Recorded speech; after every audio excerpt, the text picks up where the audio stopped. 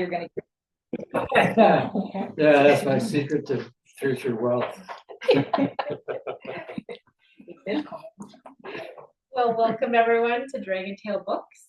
I'm Ann Vogel, and I'm very excited to have Mr. Prairie Enthusiast himself, Gary Eldred, here with Mark Leach, who is the wordsmith behind their new book, Healing Wounds. And so they're going to have a conversation, and hopefully we'll hear some stories from the book. And then there's time for questions and answers, right? Q&A? Yeah. All right. Well, Thank you so much for coming. Thank you for having us. When I was thinking about this just yesterday, it occurred to me that Gary never prepares anything to say to anybody, and because it's in the book. I'm all action. It's in there. But when he was inducted into the Wisconsin Conservation Hall of Fame, he got the woman for the Hall of Fame interviewed him. And so I prepared a few questions just to get things started. But I think Gary would be delighted to have any of your tough questions. Yeah. I respond better when somebody asks me something than to write down ideas and express them. So Gary Eldred, what inspired you to write this book? You're persistent. No, that was Don. Well, it goes way back to my beginnings as a child and growing up in Green County, Wisconsin, which is just south of Madison, and coming from a dysfunctional family. What? Somebody You the just other coughed. You're And good. they're unfortunately remodeling upstairs. Oh, To see why you're saying. So my existence started to focus on getting out into nature, getting away from the conflict at home, and learning about the animals and the plants and becoming a self-taught naturalist. And as time went on, when I get into my mid-20s, I read Leopold's Sand County Almanac, probably which we've all read. And I was especially moved again by his chapter on land ethics. And I read that 4 or 5 times in preparation for my induction into the Hall of Fame. It never quit bugging me because the word conservation is all over the place. People throw it around like it's an old cigarette, but conservation here. Conservation turns out to mean, in my interpretation, is wise use of a resource, and it doesn't make way for allowing a resource to exist just simply because it is. Yeah, we got a couple more chairs here. Ruggles? Yes, Gary. This is me. They've been calling me. You are. Kathy Ruggles. Oh, She's okay. one of our burn bosses, Well, good for you. the major burn boss. The major. Could be the minor. I know. Nice to see you, Agnes. What a treat. Well, hi, Don and Joni. Shirley? Well, we just got started, and I forgot to put a book in front of me in case we wanted to read anything out of it. There's one right Oh, yeah, I can grab that. John, come up here. Be with us.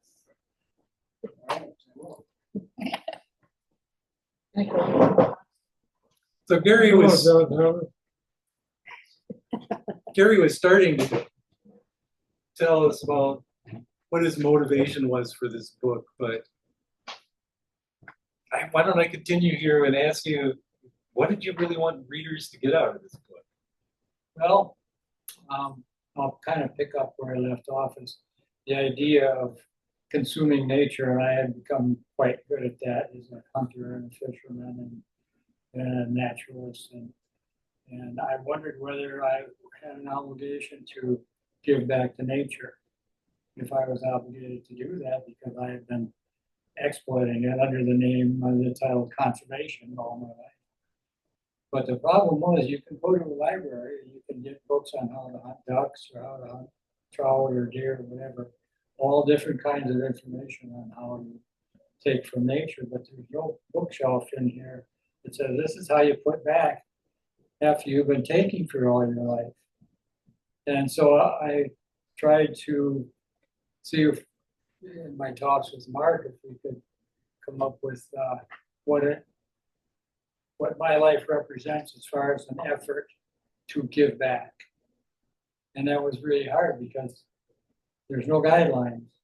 And I started out in my home county making bluebird boxes. They were an endangered or special concern bird in Wisconsin back in the late 70s. And by golly, they started using them. And so I thought, ooh, that's great. I was excited. And then I started making wood duck boxes and putting them up. And then I started doing local conservation projects with friends, restoring a trout stream and doing other things like that. And then when we first bought the famous Prairie in Greene County, which one of our last newsletters had a 50-year anniversary in the story in it. Once that was secured, it hit me right between the eyes that this is how you give back. This is it. I'm not here taking anything. I'm not here exploiting it. I'm here trying to do everything I can to make it a place for these creatures. And if this doesn't exist, they won't exist. And I can't tell you how much satisfaction I get out of going out and working on one of our prairies every week and having dick thistles be in the grasslands there, having blackbirds, or dragonflies flying over the frog pond that we put in. And it's just a sense of achievement, just for myself. And I thought, well, how do we put that in a form that other people can, like a how-to book, because it wasn't, nobody would do it the same way. Everybody would do it a different way and think about it a different way.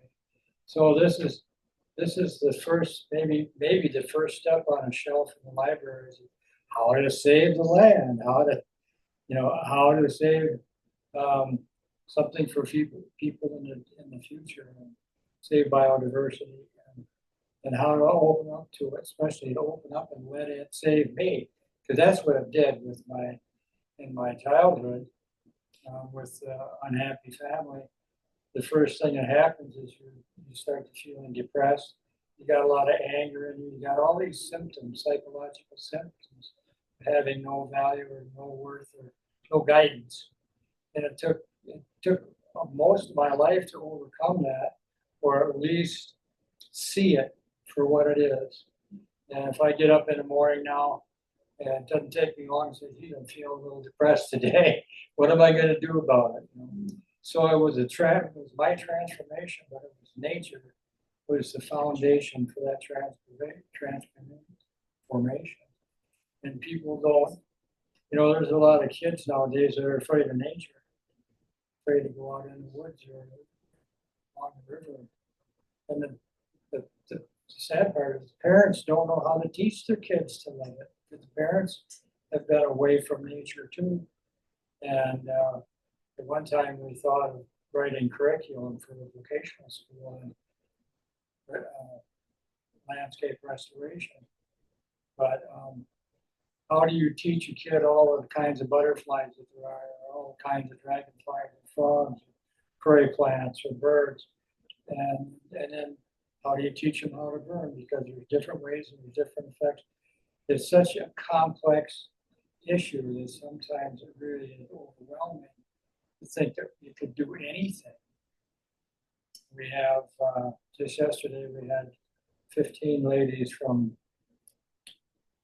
down in Illinois came and visited our 184-acre site near Lancaster, Wisconsin, northwest Grant County.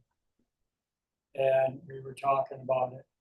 And the whole preserve, almost 3/4 of it is surrounded by soybean fields and cornfields.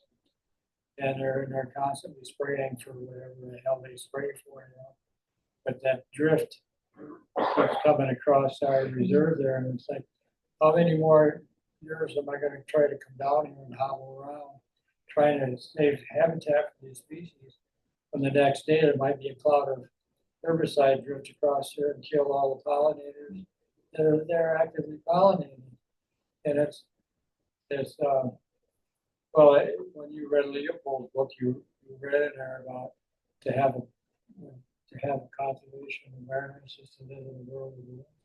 Something like that. Cool. And that's repeated almost every day. And it takes a lot to overcome that and say, I'm going to keep going.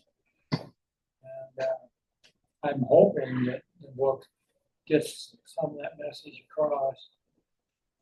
And I don't know for sure, but I'm tickled to death that we've got such a nice group of people here. It's a darn good start. So thank you for being here, and I hope I've answered. If I wanted to really get deep down into it, we'd be here till about 5 o'clock, you know, 'cause it's easy to get going and start talking. Well, you know that being around Mark.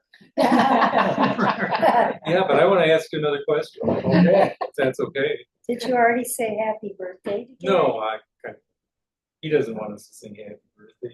I didn't want to sing it. I just wanted to say it. Oh, Yeah. say happy Well, birthday. thank you. Yes, thank you. We don't know how old it is, and I don't want to know that either. No. I don't want to remember. I got a call from, how many of you have heard of Neil DeVoe, Prairie Nursery? Yeah. He called me the other day and sang happy birthday on my phone, on my answering machine. I called him up and said, geez, I said, I got an odd call the other day. Somebody left a message on my phone and said it sounded like they were running over a cat with a steamroller. So, that's my relationship with Neil DeVoe. So, He's in the book yes, he is in the book. a couple times. You had a question? Well, I just wanted to say something. Let me say it this way. I have a PhD in ecology, and Gary's made it through 1 semester of college? About, Yeah, maybe not even that. But he has a deeper understanding of ecological systems in the state than just about anybody I know. Really? Yeah, You never told me that. well, I wanted to go to your head. Secrets And, are coming out here today, folks. It's gotta all stay in this room. Say, can I get that in writing, Mark? And I'm just thinking about, I went to a talk, I don't remember who it was, but they said that there was a talk about hummingbirds, and they started the talk by saying a hummingbird's best friend is the yellow-bellied sapsucker. It's like, why is that? And so I was excited about this new little tidbit of knowledge, and Gary has spent a lot of time taking wonderful photographs of wildlife, especially birds. They're wonderful.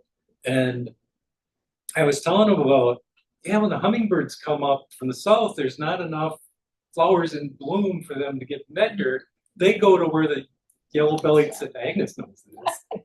They go to where Makes sense.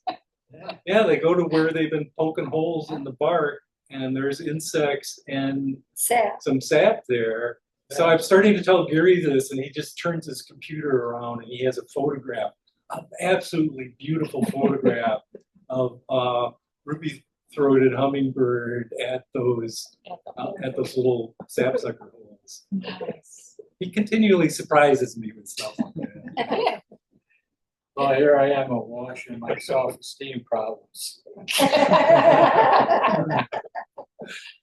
Well, why don't we turn this over to questions, or I don't know, does anybody want to hear us read anything?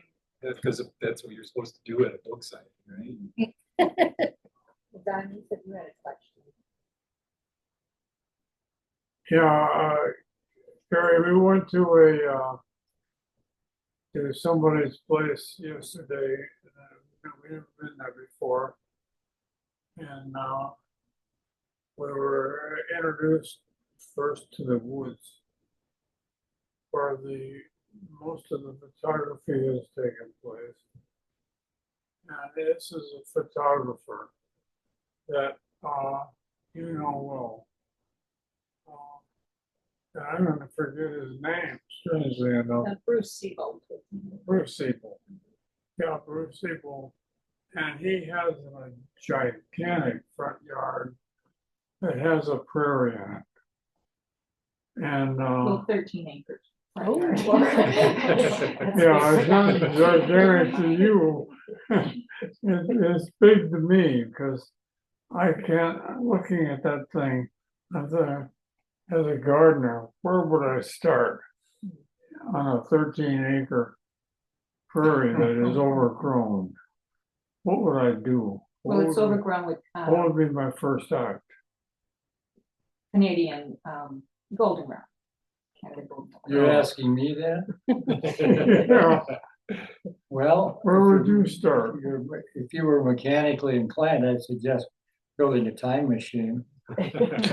You go back about 3 decades, and start then. Okay, Other than that, it's a pretty straightforward process, the site preparation and putting seed down, and that's the expensive part of buying the seed, because I don't know about you, but I'm a little too old to be climbing road ditch banks trying to get a handful of yellow coneflower seed heads.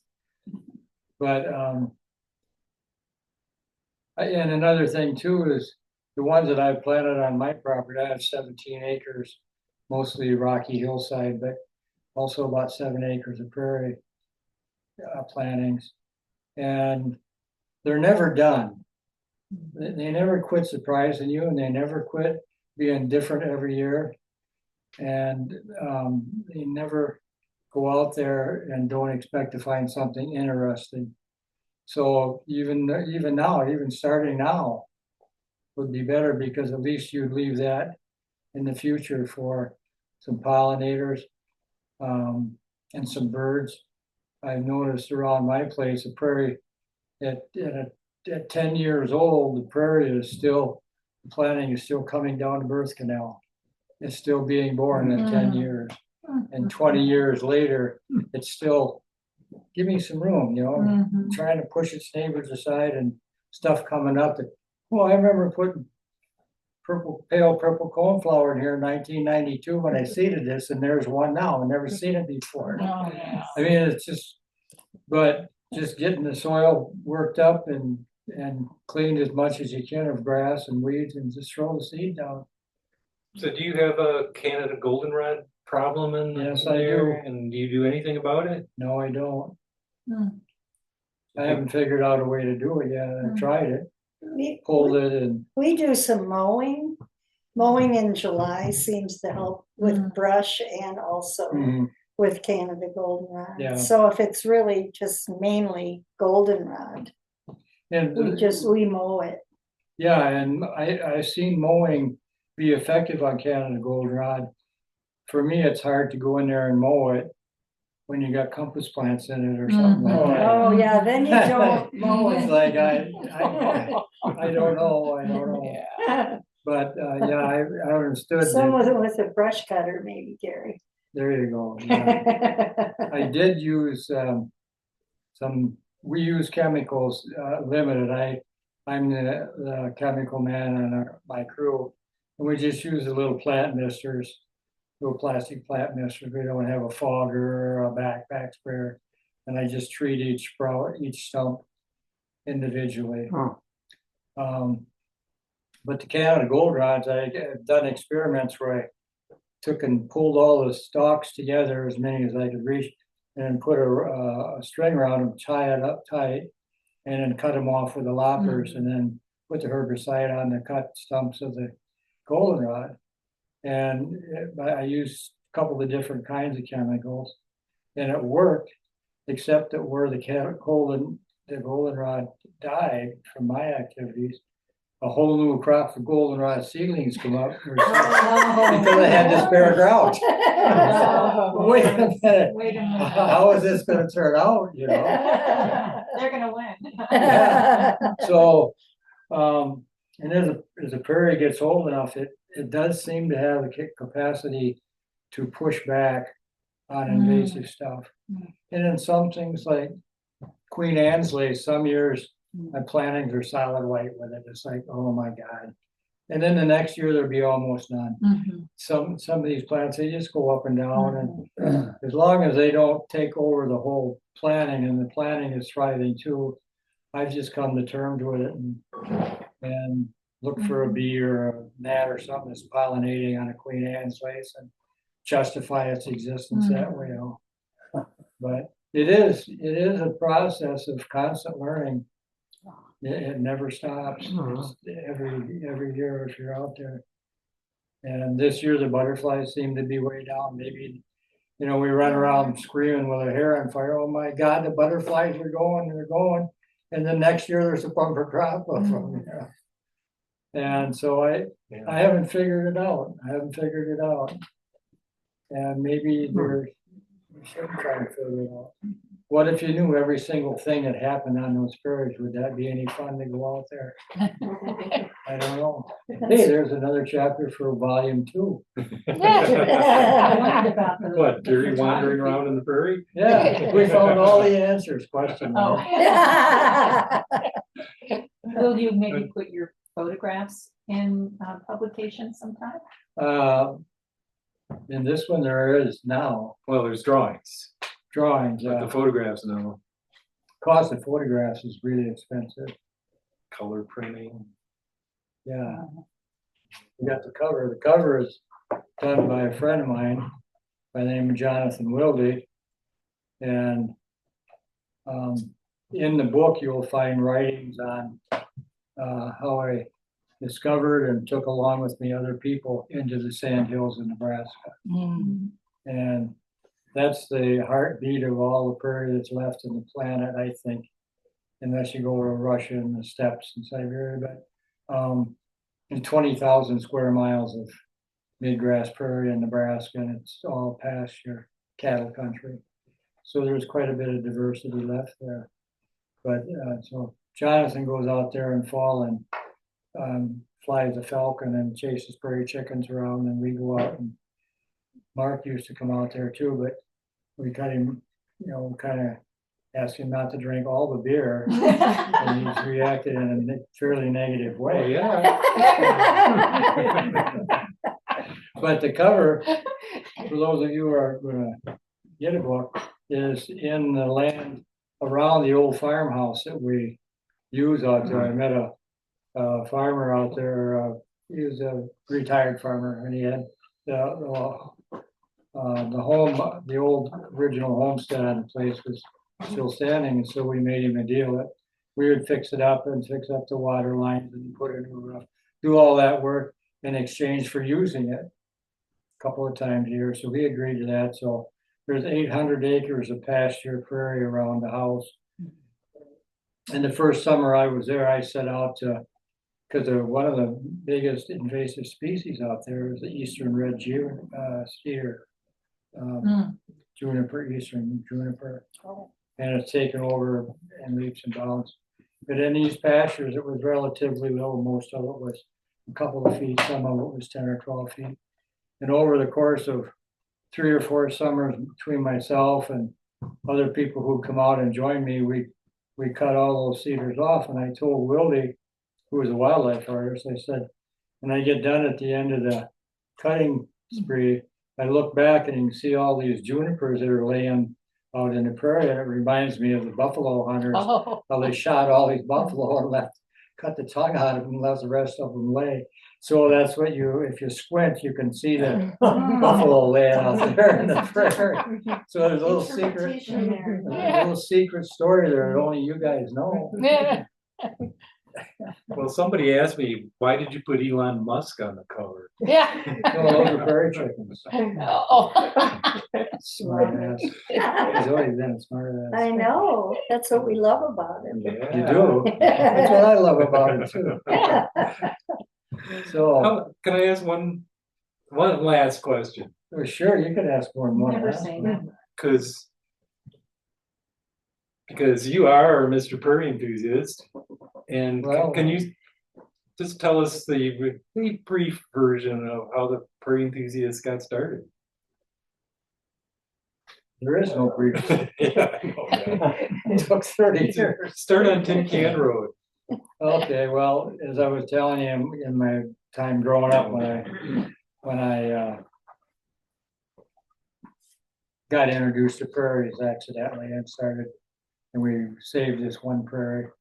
And a friend of mine by the name of John Oshner, his portrait is in here, was a year ahead of me in school, high school. And we got talking. He happened to be living in an old farmhouse just a couple 100 yards away from this prairie that we had eventually got purchased and started restoring. So we started hanging out together, and my first prairie introduction was working on a bike trail between New Glarus and Broadhead, Wisconsin, and there was a lot of goat or prairie remnants along the old railroad track. So we started managing them, and that was where I kind of got familiar. And what was I? Tin Can Road. Tin Can Road. I was Tin Can Road, yes. We had back in the days when we still had a few gravel roads left.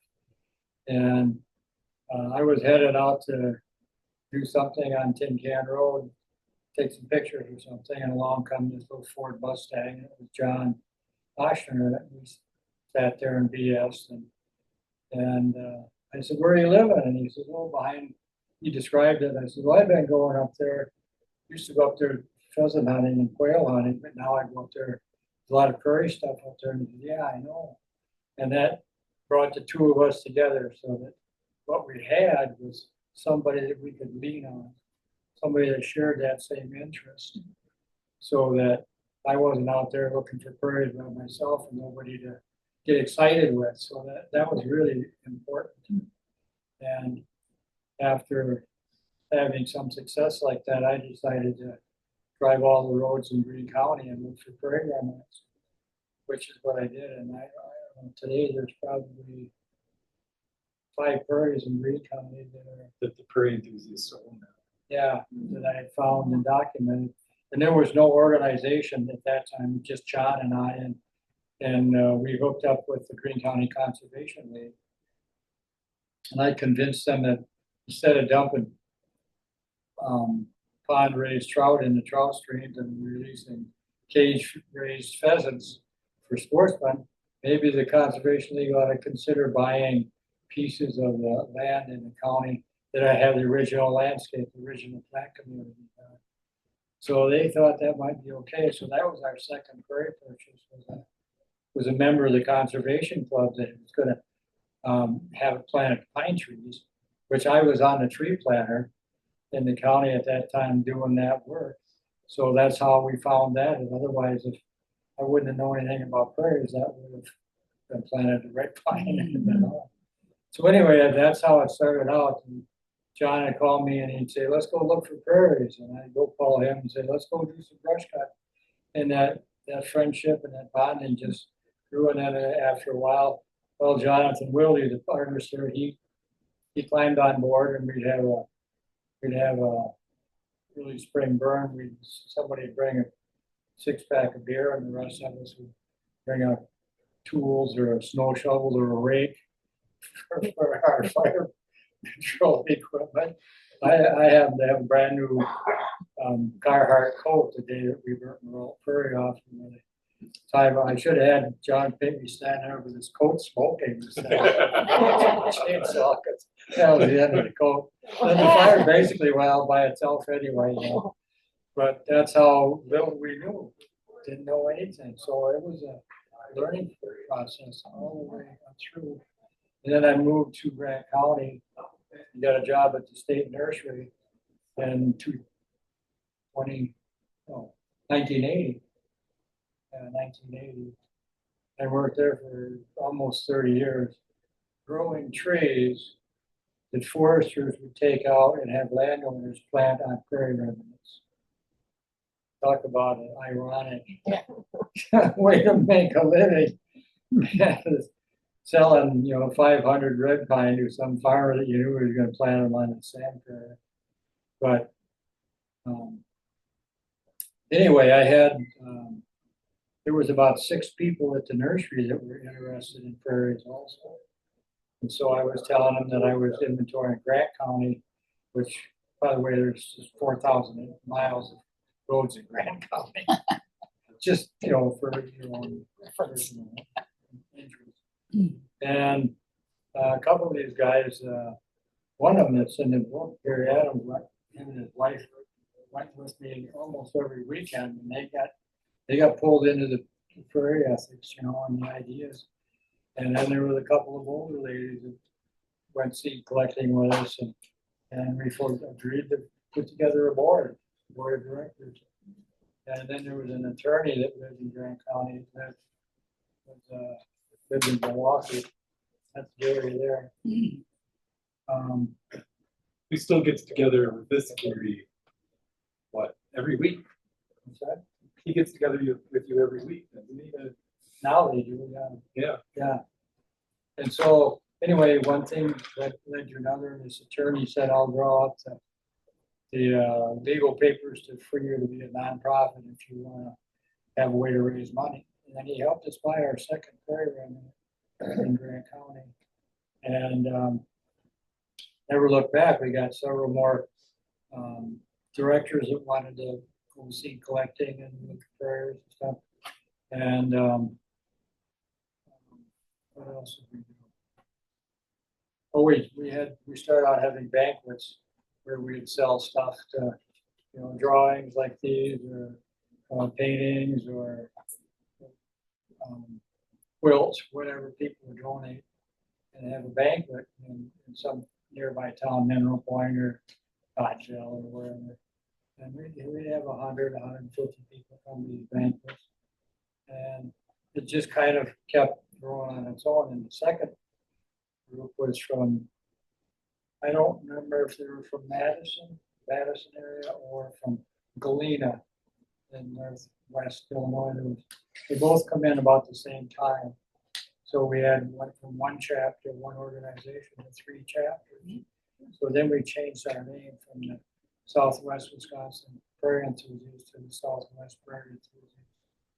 And The Prairie. that was when we got, in 1987, when we got to the point where we were big enough that we had a board of directors, being 2 members from each chapter formed the board of directors. So in 87, we officially became the Prairie Enthusiasts. But we were the Southwest Prairie Enthusiasts. We just changed the name of the organization. But there seems to be a lot of confusion on people's parts there. Who was the first president or leader of the Prairie Enthusiasts? And I just kind of stepped back and said, you decide what you want to decide. I'm just gonna keep leading by example rather than, trying to manipulate or. Mark had a lot more faith in me than I did, but I think we've got over 2,000 acres of prairie remnants that we've purchased now in 12 different chapters. We've got a new chapter coming on the west side of the Twin Cities, right as we speak. If you're members and you get your new newsletter, there'll be information in the new newsletter about that. And there's some place, it only takes one person that's fired up, because there's a lot of people that don't want to be leaders, but there's a lot of people who will be followers. Love to follow, and they love to help out, and they get a lot out of it, but they just don't want to take the responsibility of being a leader, which is fine. If you can find that one leader. But yeah, there's a lot of things that have happened in that process. We planted some roadsides with prairie stuff, and then the county will come along, spray it all, clean it all up. It's frustrating, but got around 2,000 members also. But we've also never really expanded and published, advertised and had, what would you call it, publicists to spread the word about us. And I think now our new CEO is looking at the Twin Cities and Chicago and Milwaukee. I firmly believe there's a lot of people that would say, well, I really don't want to go out there and collect seed and get bit up and hot and sweaty. But if you need money for a new tractor, let me know. There's people that in cities that are never going to come out and look at these remnants, but if they think that they're helping, and they are, and they want to join in, give them the opportunity and say, here we are, this is what we're doing. And if you want to be on the mailing list, let us know your address, we'll put you on there.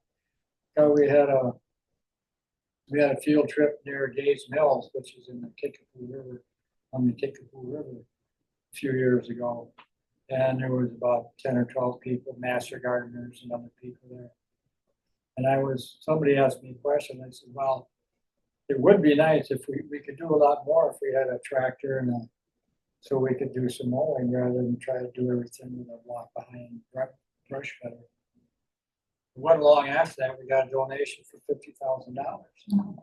So I have no idea where it came from. I didn't ask them for any money. I just said, and just this spring, we've got a donation, $25,000 to buy another new tractor. So people want to feel like they're doing it. It's a matter of saying, we can use your help.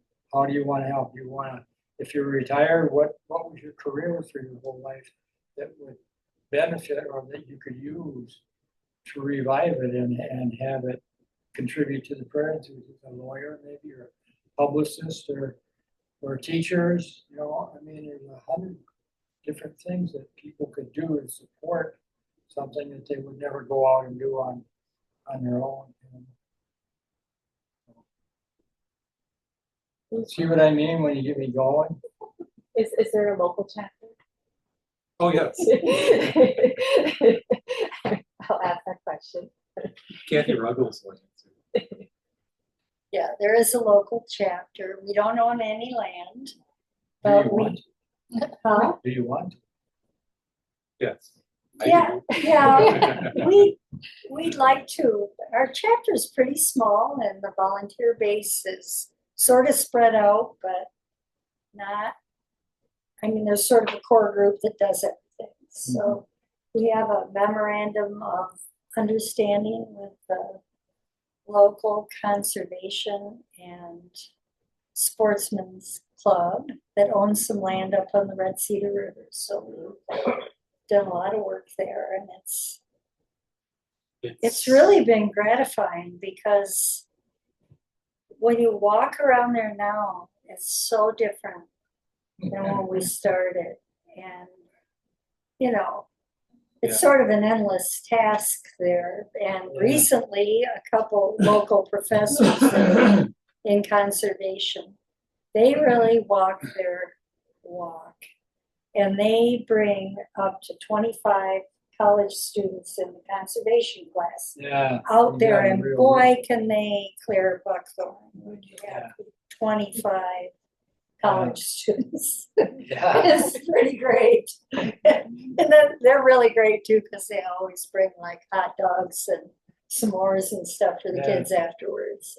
Yeah, they love that stuff too. Yeah, but Mark was involved when we first started looking at that land and realizing that there was a remnant. So Mark and Kathy Stahl and the local conservation guy, Dan Prestabach, did some grant writing and got a Knowles Nelson grant to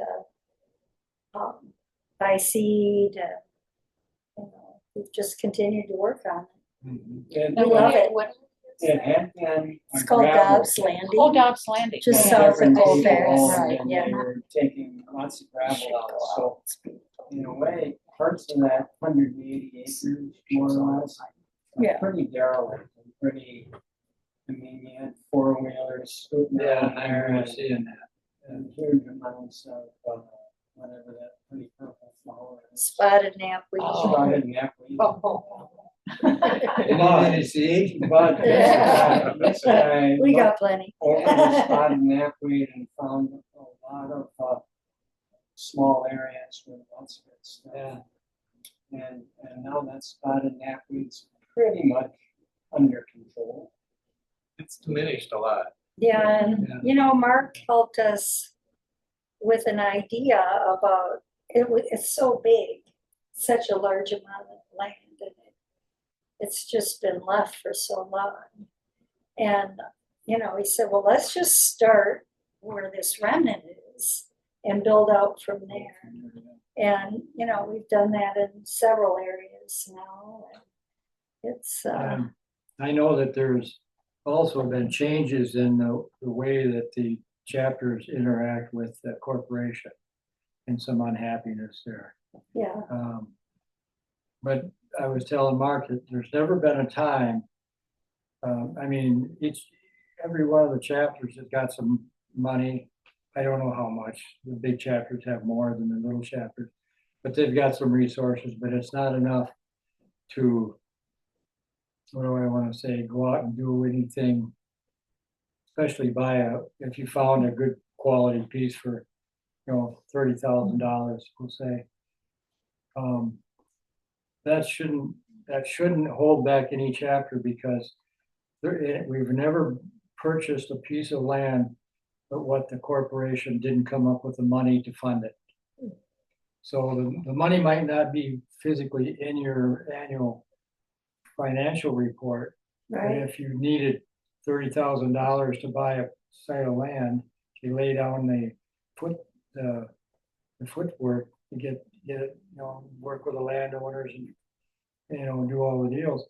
I have no doubt that the corporation, that's Deborah's job, is raising money. yeah, she has told us that. And how much does Carl want for that? $5 million? Prices went up. Huh? No, I think 2.5 was all. $2.5 million, that's all he wanted. Yeah, That's a local property that we are interested in, but we were hoping that he would, soften up a little bit. yeah, like donate it. Well, I walked it with Mark, so I know a little bit. You know, yeah, it's a special place, isn't it? Well, don't be too intimidated by that kind of thing either, because it wasn't the amount of money, but I worked with a farmer for 25 years to buy 3-acre prairie remnant along the road. So and I transformed the guy too, because he never thought about those flowers, those compass plants and the native plants being connected to Native Americans. And it was always his farm and he'd taken care of it his whole life, but it all dawned on him, well, wait a minute, it was somebody else's farm before it was mine. And his whole idealistic, or his whole thought process changed when he realized he was just a temporary keeper of that. And just before he died, he was really proud about the work that we'd done on that little roadside. And so it's amazing what can come out of something that, there's a couple of places that I go on, not as much as I used to, but I swear to God, and maybe some of you have experienced this too, because when you're walking on that land, it's like those plants know who you are.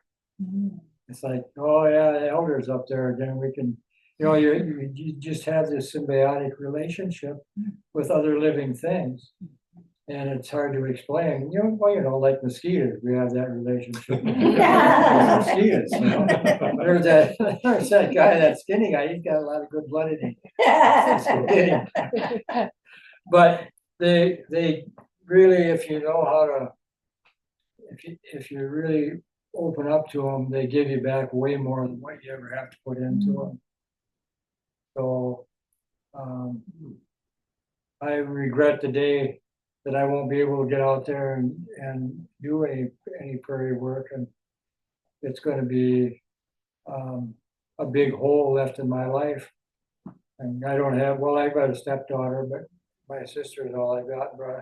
Mother and father and brother are all gone now, so I got my ring of prairie people around me. There's some weak links in the chain, isn't there, Mark? Yeah. We're talking about Oshner, right? Yes, about John. But by now, there must be a question or two in this crowd that, How do you identify a prairie remnant? At the beginning, you said you were driving around looking for them. How did you? Well, that's a good question, and it's quite easy to do. I was watching on the way up here, and I didn't see a lot of prairie plants, but around home, there's different, like especially right now, this time of the year, from the 1st of July until the end of July or middle of August, the prairie plants tend to be having the peak bloom. Yeah. You know, about all you gotta do is look for splashes of yellow. Most of them are yellow or white on the hillside, and get your binoculars out. And from a distance, you can see whether it's a prairie remnant or dominated by prairie plants, and put it in your plat book and make it a point to go back someday with a field guide and identify, get the landowner's permission, you know, and tell them what you're doing. And more times than not, they're interested or they're neutral rather than being hostile. And if you ask them, you want me to tell you what I found? They say, yeah, sure, I'd like to be interested, you know. And so you get enough landowners that feel that way. And what you do is, if you don't have the money to buy land, or you don't have a prospect, put on a landowner's dinner, a banquet someplace, and have the landowners come show them slides. We did that one year. I remember the landowners, I overheard two of them saying, well, we found a compass plant on our goat prairie the other day. And then the other person says, well, we've got compass plants and we've got clover's roots too. Well, how the hell did they know these different plants? But they were almost out, you know, trying to compete with who had the best prairie remnant. And there was a lot of pride there. Yeah. And some of them you can't win them over and get them to sell, or if they've been raising it all their lives, they want to keep raising it. But sometimes you win some of those people over, and I know a number of them that, boy, if they caught you out there digging a plant or collecting seed on their prairie remnant, you better get the hell out of there in a hurry, because they're not open to that, you know. Those things are become sacred to them.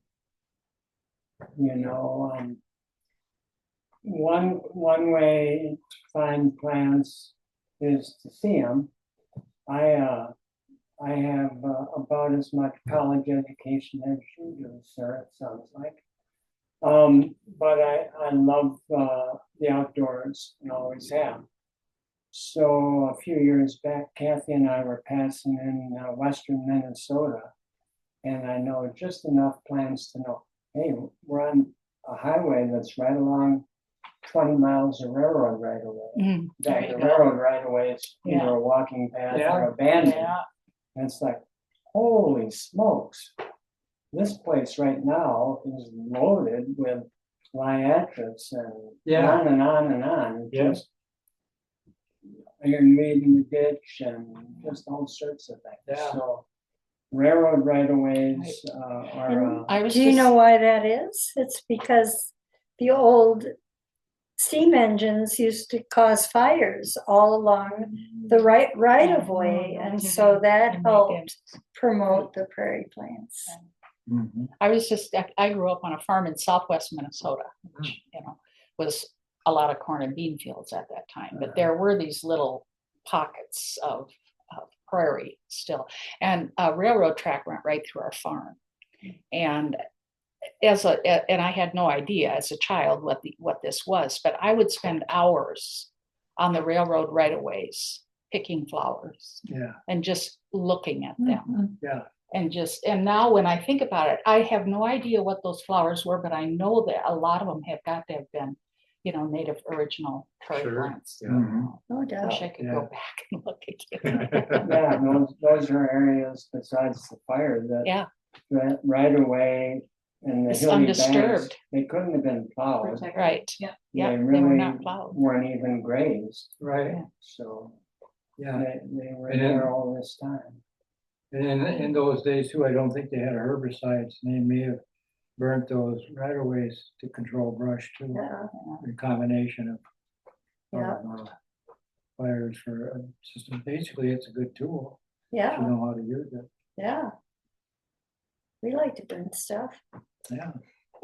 Certain times of year, my son walks in the front door and says, "Mom, want to burn something?" You're my dirty socks. How do I hear from a younger participant in this crowd? Well, I'm just here for the talk. I haven't had any experience with prairies or any ecology of any sorts. I just go to Stout here, and I was here to check out books. And you guys walked in, and I was like, it sounds like an interesting talk. So I just figured I'd sit back and listen and learn a little bit about prairies. You have Your a story. major yet at Stout? Yeah, I'm a business student, so I'm pretty far away from the prairies, but I'm going into law. So when you said attorneys can help, I was like, okay, maybe I do have a spot at the table here. Yeah. So yeah, no, I'm just kind of here to listen and learn. Great. Yeah. But I Well, appreciate we the need a stories. business model for the Prairie. Yeah, you can hit my line. Well, and Gilland and Chapman do organize lots of work days. So, Really? yeah, Okay, my roommate's Really? also a huge Fun. nature enthusiast, Okay. so I'll have to tell him about this, and I'm sure he'll be Oh, yeah. interested. Yeah. yeah. Well, we're at a point where we Yeah. can't have nature enthusiasts now. We gotta have nature defenders. That's true. Because the enthusiasm isn't gonna protect what's left. Yeah. Climate change is being throwing a wrench into the works with seed blooming periods, and there's just, there's lots of things going on that seem unusual, but you don't understand what it is that's causing it to be that way. We've got several sites where there's no compass plants blooming at all, and other sites where every one of them's blooming. Oh. Same weather and same kind of soil. Why would some be blooming in one place and none blooming in another when it's a good year? Can't, just another one of those mysteries. Just have to trust the plants. Hmm? We just have to trust the plants. Well, yeah, they've been around for thousands of years. And they know a lot better than me. I know some of those plants. I've known them for 50 years. So they have a tremendous lifespan. I wouldn't be surprised if there's native prairie plants out there that live to be 500 years old. But then there's prairie plants that will bloom and then they'll disappear. And then 10 years later, there'll be a plant come up where it was. Now, what the heck is that about? Did the How do seeds- they do that? I don't know. I They- wondered that. There was a story I read about excavating a site in Alaska where they found frozen lupin seed. And they germinated it and grew it, and it had been frozen for 5,000 years. So, I mean, these plants are given a chance, but right now corn and beef are winning out pretty strong. The other thing is, even if you're going to be a lawyer, business person, whatever, just the awareness, and there's just an awful lot to be said for having that, knowing these things and being aware of them and knowing the importance of some of, some of the things that are going on. For sure. So, Yeah, the Prairie Enthusiast might not have ever gotten a start. You had gone and knocked on that door and Dave, what's his name? The lawyer, Ellen and Dave McGregor. Yeah. Well, you burned it. Yeah, I got to know them, but Yeah, I asked him who owned that. That was all that. you had found a piece of property you wanted the organization. Well, the organization didn't even exist, and you knocked on this guy's door, and he turned out to be a lawyer. He says, "You should form a nonprofit, and then buy it." Yeah. And he gave us most of the money to buy it. Yeah, he did the paperwork for you. Yeah, there's So- just. the other thing is too, when you end up having a property of your own and you are trying to figure out what to plant. Exactly. I had to take care of what I own, But how are you gonna do that? Oh yeah. What have you got there to take care of? I'm not How sure. long is it gonna take to get rid of it? Exactly. What? There's a lot of questions to be answered, for sure. For sure. So is there So you want to bring back the remnants, but is there value in or possibility of starting new prairie, like in disturbed areas or, you know, around businesses or, you know, in yards, Well, on a that's, small scale? and that's interesting too, the idea of starting new prairies, because people look at that from the ground up. And we don't have the slightest clue of what microorganisms are living in the soil.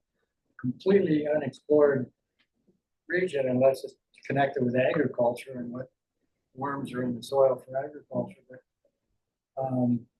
you know, especially fungi. I don't know if we'd be here without all that, that soil complexity there. And there doesn't seem to be a lot of research. It's hard to do. It is, it is. But I think people can put native plants in their yard, or just have a, you know, like make their front yard a little mini prairie, Yeah, it's good for pollinators and which mine is. better than the grass And that's it's just a dead zone, basically. Oh, good. But the neighbors have never complained. Good. When I first started doing it, they were wondering what was going on there at that house. And I didn't know what I was doing, so it was all, you know, trial and error. That's how But I it have is got for a everyone, lot though, of- Agnes. Yeah. It's all trial and error. So there's That's why we love gardening, right, Jill? exactly. Yeah. You think you know how to grow things, and then you try something in a place where it should be happy, and it's not happy. It's taken me on occasions 3 years to kill a Vermelia out of my windowsill. All right. I'm not good at indoor plants. I'm not either. I was gonna transplant I'm all not of it. either. I grabbed all of it to take it out of the pot, and there was nothing there. The end of the stalk where the leaves were attached there, been that way for a year, you know. So I just say, well, I'll put my green thumb to work on prairie remedy, where it gets the best results.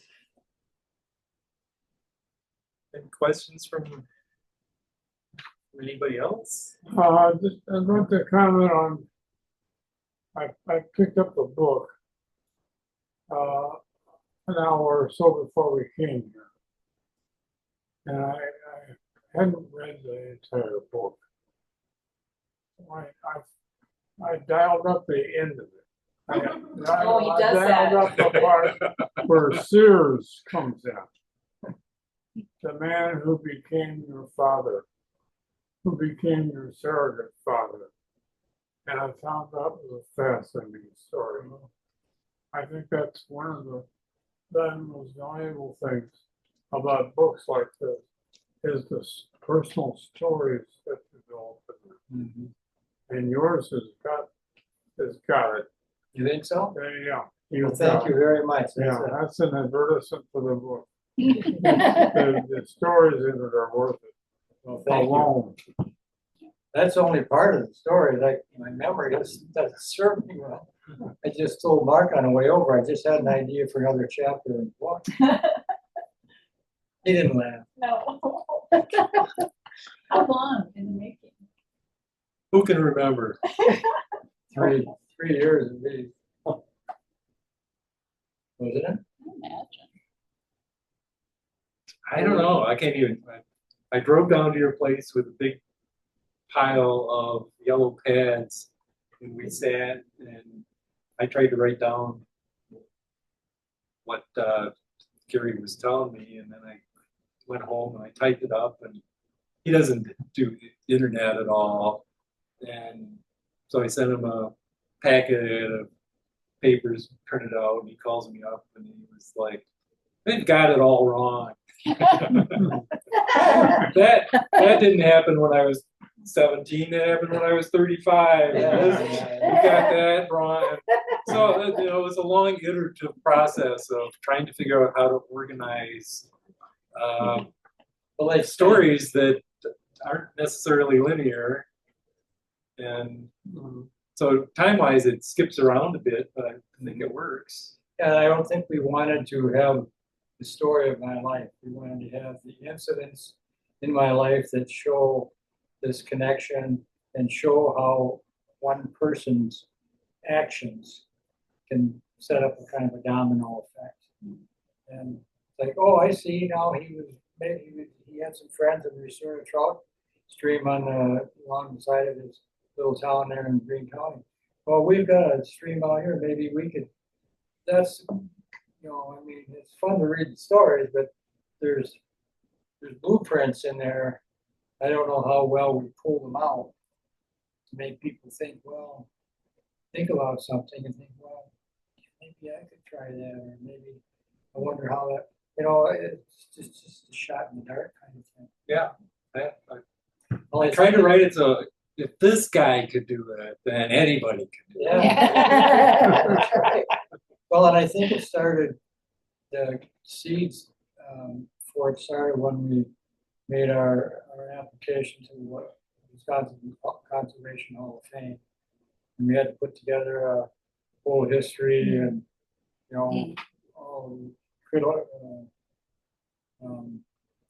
my experiences, and when we got done with that, it's beautiful. I don't know, probably 40 pages of testimonials from people and pictures that I had taken and pictures, and it was really pretty impressive. That's another thing is somebody might not think that they really have contributed that much until you start pulling stories together and pulling things together and remember things. What helped me is I've kept journals from 1980 or so I got reference points. And so I was glad to have that so that I could verify everything that was said. And what I would like Mark to do is if we're getting close to wanting to run out of questions, is read the story on how I met Ray. This is everybody ready for Can we story take time? one of these? Oh yeah, those are Yeah, help yourself. to the Prairie I've been a promoters, member forever and they just won't send me very. I don't know what the deal is. All you have to do, they're free now. No, but I'm a member, they're supposed to be mailing it to me, Gary, and Well, You get to Many show off a years. picture of Ray.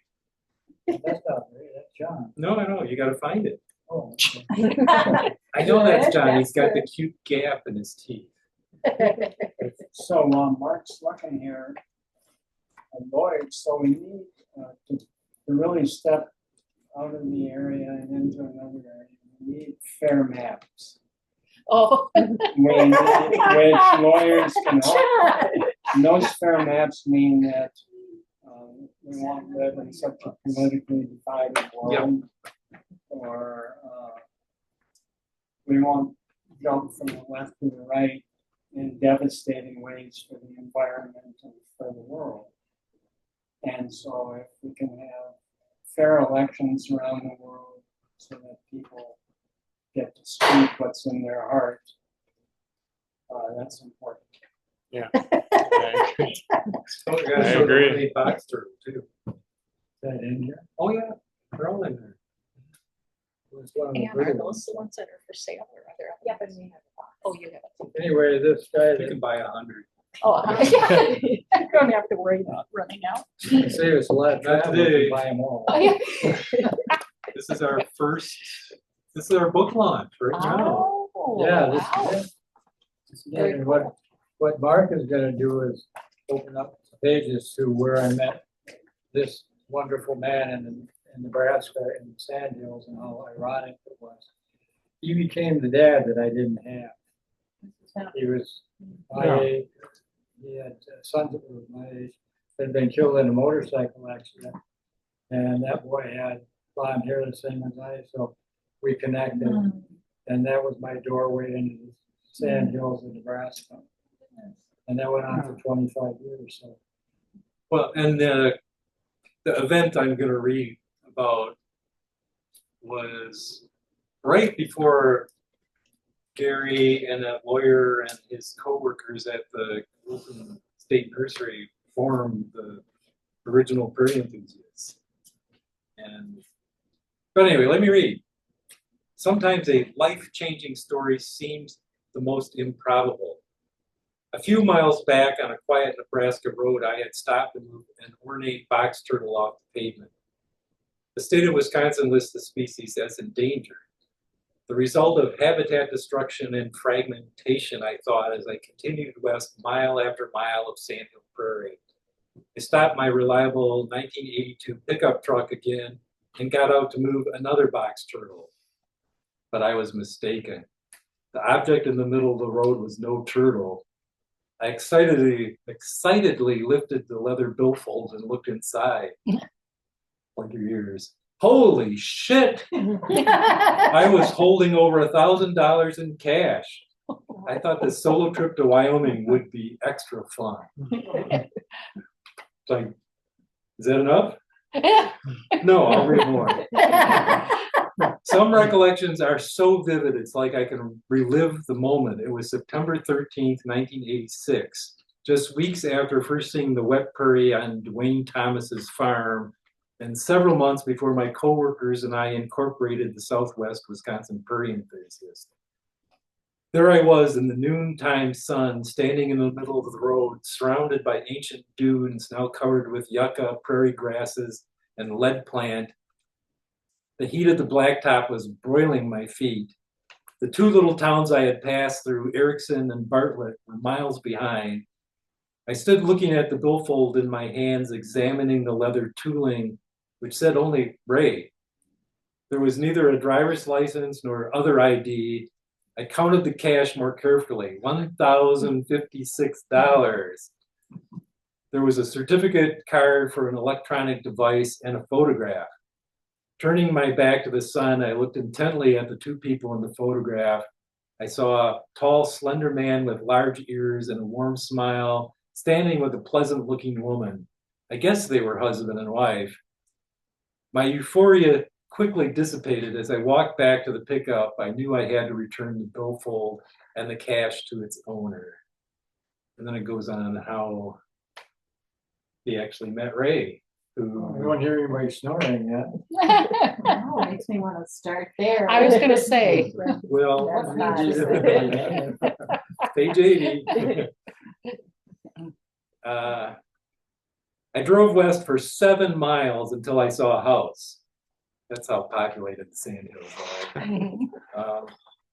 Along the road, a mailbox had Tony painted on it. I took a deep breath, pulled into the driveway, and drove up to a small ranch house and a few scattered outbuildings. As I walked up to the house, I was anxious about how I would be received.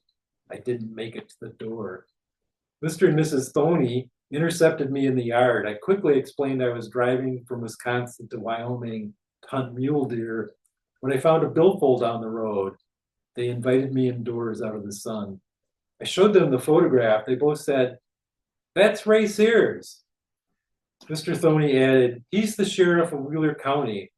He explained that I had just passed through that county and a wide spot in the road, Bartlett, was the county seat. Mm-hmm. They assured me that I would get the billfold. They assured me that they would get the billfold to the sheriff. And that would have been fine, but I suddenly wanted to meet the man.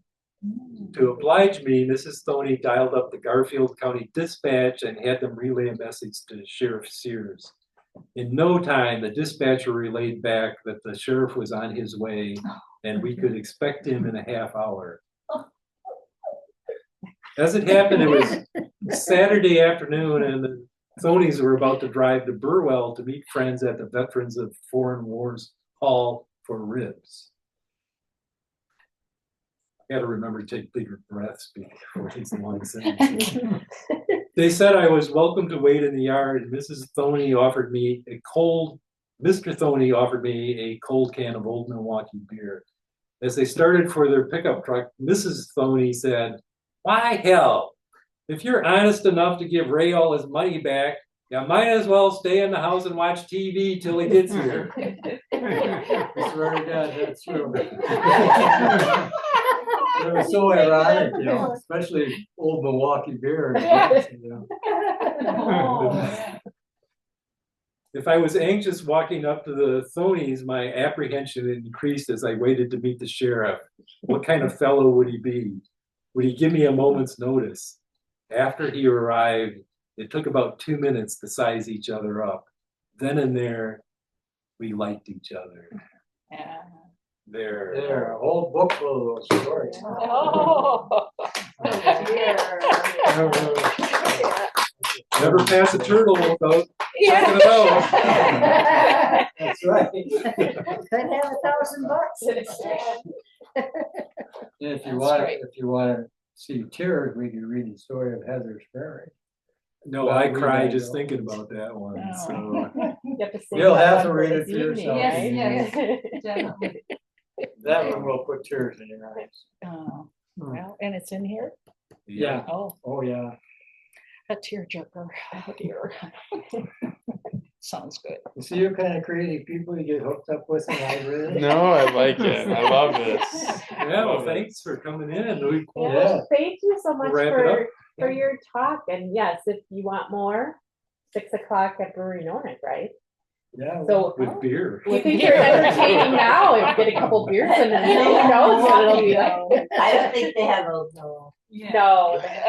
I'm ready for a big, tall, slimy glass of wheat juice. So that was at the Raw Deal. Oh, Oh, okay. Yeah.